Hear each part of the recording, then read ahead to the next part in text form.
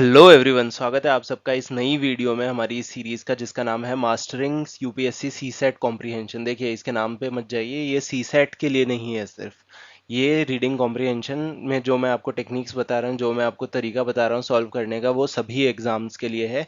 इसमें सिर्फ यही खास चीज़ है कि हम जो कॉम्प्रिहेंशन उठाते हैं वो एक बार के लिए सारा का सारा इस सीरीज में हम उठाने वाले हैं। जो सी सेट का यूपीएससी का सी सेट का एग्जाम होता है उसमें जो रीडिंग कॉम्प्रिहेंशन है उसको उठाते हैं। तो बस, आपको अगर ये पसंद आए तो इसे लाइक करें, शेयर करें, सब्सक्राइब कर दीजिए अब तक अगर नहीं किया तो। जैसे ही संडे को, हर संडे को मैं इसकी वीडियोस बनाता हूँ, कोशिश करूंगा कि मैं सैटरडे को भी इसकी एक वीडियो लेके आऊँ।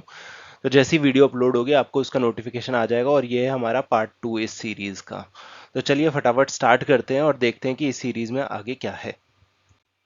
ठीक, तो हमारा ये है पैसेज 3। इससे पहले पैसेज 1 और पैसेज 2 हमने सी सेट के इस पेपर के कर लिए हैं पिछली वीडियो में। वो आपको आई बटन में मिल जाएगा उसका लिंक, प्लस आप उसको डिस्क्रिप्शन में भी चेक कर सकते हैं।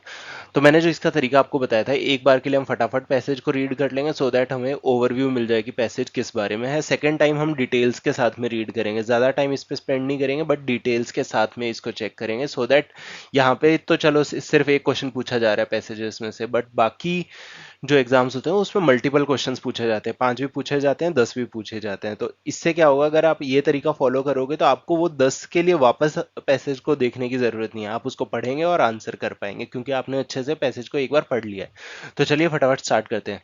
In India a majority of farmers are marginal and small, less educated and possesses low adaptive capabilities to climate change, perhaps because of credit and other constraints. So one cannot expect autonomous adaptation to climate change. Even if it was possible, it would not be sufficient to offset losses from climate change.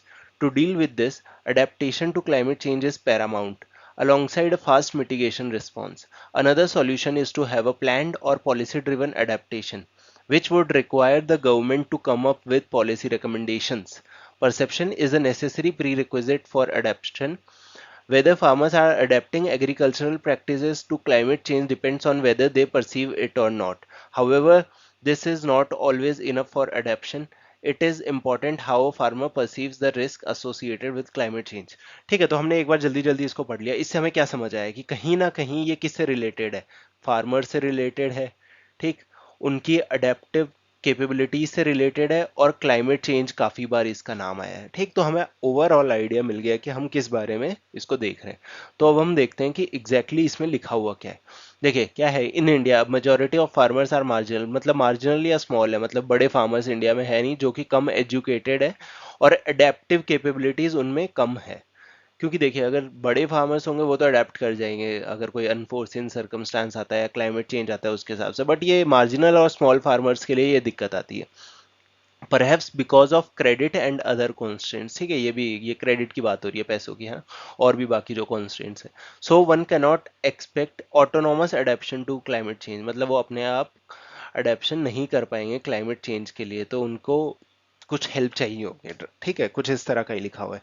Even if it was possible, अगर ये possible होता, it would not be sufficient to offset losses from climate change, मतलब अगर ऐसा ये autonomous adaptation कर भी पाते तो भी नहीं हो पाता कि ये क्लाइमेट चेंज के लॉसेस को डील कर पाए, है ना। To deal with this, adaptation to climate change is paramount. ठीक है, इस चीज से डील करने के लिए क्लाइमेट चेंज को अडेप्ट करना, उसके साथ अडेप्ट करना इज पैरामाउंट। पैरामाउंट क्या होता है, कोई चीज जो सबसे ऊपर हो। ठीक है, इससे ऊपर कुछ नहीं है, सुपीरियर जो चीज। Alongside a fast mitigation response. देखिए, फास्ट मिटिगेशन, मिटिगेशन क्या होगा, मिटिगेशन क्या होता है, जब हम कोई रिस्क हमें दिख रहा हो फ्यूचर में और हम उसको कम करने की कोशिश करते हैं तो उसको मिटिगेट करना कहते हैं।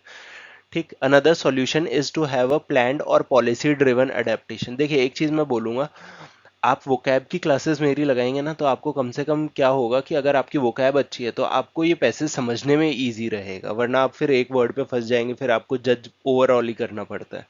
ठीक, तो यहाँ पे क्या है कि एक और सॉल्यूशन जो है वो प्लान्ड और पॉलिसी ड्रिवन। देखिए, प्लानिंग बहुत इंपॉर्टेंट होती है हर चीज़ में, तो ये अगर ऐसा सॉल्यूशन रहेगा तो वो ज़्यादा अच्छा रहेगा, जिसमें क्या रिक्वायरमेंट होगी कि गवर्नमेंट आए पॉलिसी रिकमेंडेशंस के साथ में। ठीक, गवर्नमेंट हेल्प करे। Perception is a necessary prerequisite for adaptation, कि आप परसेप्शन अच्छा बनाओ। ठीक है, परसेप्शन बना के अच्छा हो जाएगा ये।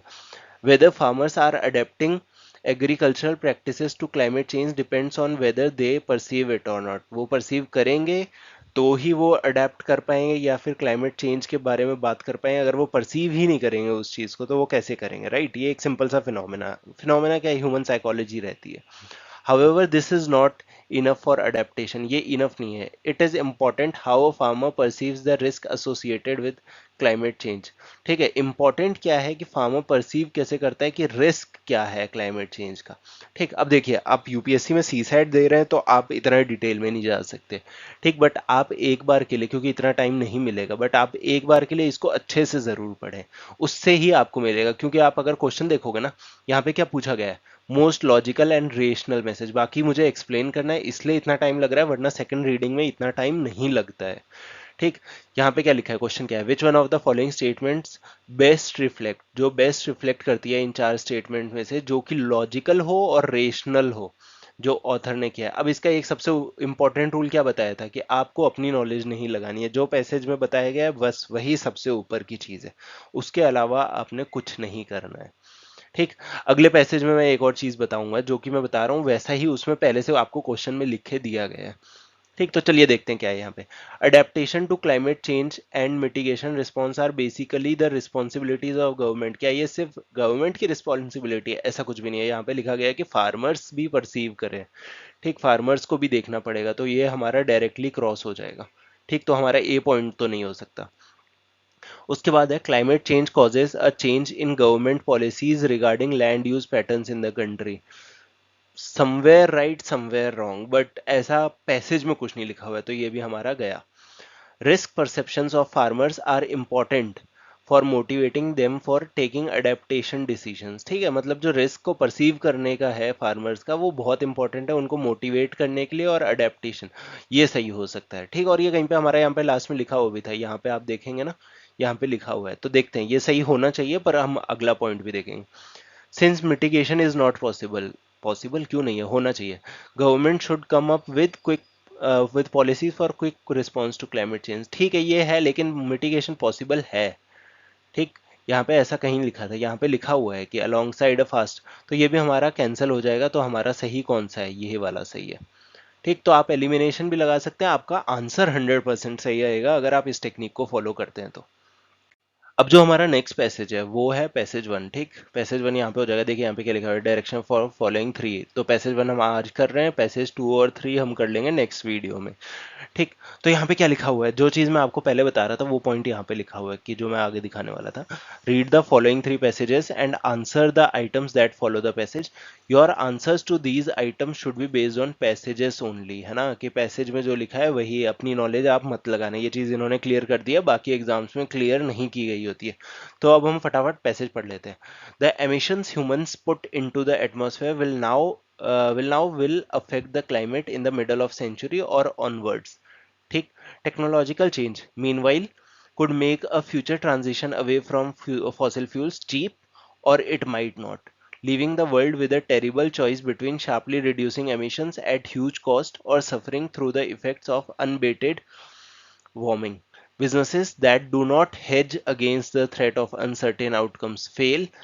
The world cannot afford such recklessness on climate change. यहाँ पे भी कुछ क्लाइमेट चेंज की बात हो रही है, लेकिन एमिशंस की बात हो रही है जो ह्यूमंस कर रहे हैं ना, और उससे क्या आगे चीजें होने वाली है, उसके रेपरकशंस क्या रहने वाले हैं। ठीक है, तो अब हम इसको अच्छे से पढ़ेंगे। द एमिशंस, जो एमिशंस ह्यूमंस पुट कर रहे हैं एटमॉस्फेयर में, मतलब एमिशंस कौन से, जैसे ट्रांसपोर्टेशन हम यूज कर रहे हैं, प्राइवेट ट्रांसपोर्ट यूज कर रहे हैं, फॉसिल फ्यूल्स को हम बर्न कर रहे हैं, ठीक, एसी चला रहे हैं, ठीक है, इन सब से जो एमिशन हो रहा है उसकी बात हो रही है। वो अफेक्ट करेगा क्लाइमेट को in the middle of century और ऑनवर्ड। ये बात कर रहा है मिडल ऑफ सेंचुरी या उसके आगे। जबकि हमें एक चीज अभी क्या समझ आ रखी है कि इस बार जो हम हीट वेव को देख रहे हैं, कि ये क्लाइमेट चेंज हमें अभी दिख रहा है, अभी 2024 है, it is not middle of the century. Middle of century 2050 और उसके आगे ऑनवर्ड्स की बात की गई है ना, बट अभी से इशू आ रहा है ये। तो आपको अपनी नॉलेज नहीं लगानी, ये जो बोल रहा है बस वही। ठीक, technological change meanwhile could make a future transition away. जो हम ट्रांजिशन कर रहे हैं फॉसिल फ्यूल से, जो पेट्रोलियम की जगह हम इलेक्ट्रिक पे जा रहे हैं, वो चीप हो सकता है या फिर नहीं भी हो सकता। ठीक है, इन्होंने साफ साफ बोल दिया कि ये टेक्नोलॉजिकल जो एडवांसमेंट्स या चेंजेस हम कर रहे हैं, living the world with a terrible choice between sharply reducing emissions, मतलब कि एक टेरिबल चॉइस होगी कि फटाफट आप एमिशंस को कम करो बहुत बड़ा कॉस्ट देके, या फिर सफर करो through the effects of unabated warming. देखिए अनअबेटेड वार्मिंग का मतलब क्या होगा, अनअबेटेड का मतलब क्या होगा, अब देखिए अगर आपको वो कैब नहीं आएगी तो आप यहाँ पे फंस जाएंगे। अनअबेटेड का मतलब होगा कोई चीज जो कम ना हो रही हो। ठीक, तो वार्मिंग क्या हो रही है, बढ़ती जा रही है, इफेक्ट्स जो है वार्मिंग्स के।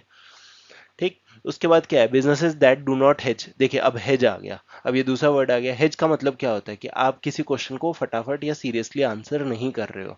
ठीक, तो जो businesses threat of uncertain outcomes के ऊपर हेज नहीं कर रहे हैं, मतलब उनका सॉल्यूशन नहीं निकाल रहे हैं, उनका आंसर नहीं दे रहे हैं, वो फेल कर जाएंगे। ठीक, the world cannot afford such recklessness on climate change, मतलब वर्ल्ड जो है ये रेकलेसनेस क्लाइमेट चेंज के ऊपर अफोर्ड नहीं कर पाएगा, क्योंकि सफर किसको करना है, इन द एंड हमें ही करना पड़ेगा। तो अब देख लेते हैं इसका क्वेश्चन समझ तो आ गया कि पैसेज में क्या लिखा हुआ है। Which one of the following statements best reflect crucial message, इनमें से कौन सी स्टेटमेंट है जो बेस्ट रिफ्लेक्ट करता है इस मैसेज को, कौन सा मैसेज जो इस पैसेज से हमें मिला है। ठीक है, ऑथर ने क्या मैसेज दिया देख लेते हैं। तो यहाँ पे क्या है, पहला, businesses that cause emissions may need to close down और पे फॉर, ऐसा कहीं पे लिखा हुआ था कि उनको पॉल्यूशन के लिए पे करना पड़ेगा या फिर क्लोज करना पड़ेगा, बिल्कुल नहीं लिखा था, तो ये हमारा गलत हो जाएगा। द ओनली सॉल्यूशन कहीं पे नहीं दिया था, बट चलो आगे चेक करते हैं। Is technological development related to the issues of climate change, ऐसा कहीं पे नहीं लिखा था। ये जरूर लिखा था कि जो टेक्निकल चेंज है उससे फ्यूचर में जो ट्रांजिशन है फॉसिल फ्यूल से वो चीप हो भी सकती है, नहीं भी हो सकती, बट ऐसा कुछ नहीं लिखा था, तो हमारा ये भी गलत। Waiting to deal with carbon emissions until technology improves is not a wise strategy. देखिए वेट करना कार्बन एमिशंस के लिए जब तक टेक्नोलॉजी इंप्रूव होती है, ये वाइज डिसीजन नहीं है। ठीक है, नहीं है। यहाँ पे आपने फोकस करना है, ये जो नॉट वाले होते हैं ना, ये बहुत इंपॉर्टेंट रहते हैं। ठीक, यहाँ पे फोकस हटा तो गया, तो ये सही हो सकता है ना, कि हमें वेट नहीं कर सकते, हमें कुछ सॉल्यूशन निकालने ही पड़ेंगे। ये वाइज स्ट्रेटेजी नहीं है, इसको हम रोक के रखते हैं, लास्ट देखते हैं। सिंस फ्यूचर टेक्नोलॉजी का चेंज इज अनसर्टेन, ठीक है अनसर्टेन है, new industries should be based on renewable energy resources. ये एकदम सही पॉइंट है, मैं इस पॉइंट को गलत नहीं बोलूंगा। अब हम फंस चुके हैं इसमें, सी में और डी में, बट यहाँ पे क्या लिखा था कि कन्वेड बाय ऑथर, क्या ऑथर ने इस बारे में बात की है, नहीं की है। ये पॉइंट एकदम सही है अपने आप में, बट ऑथर ने इस बारे में बात की है या नहीं की है, बिल्कुल नहीं की है। ठीक, तो इसलिए हमारा ये नहीं होगा, आंसर हमारा ये हो जाएगा, क्योंकि इसके बारे में बात की गई है कि ये हमें कार्बन एमिशन के लिए वेट नहीं कर सकते। ठीक, तो बस यही था आज की वीडियो में। अगर पसंद आए तो इसे लाइक जरूर कर दीजिए, शेयर करिए। अगर आपको इसकी पीडीएफ चाहिए तो आप इस टेलीग्राम चैनल को ज्वाइन कर सकते हैं, बाकी आप अपने feedbacks and suggestion comment box में दे सकते हैं। तो मिलते हैं अब अपनी अगली वीडियो में।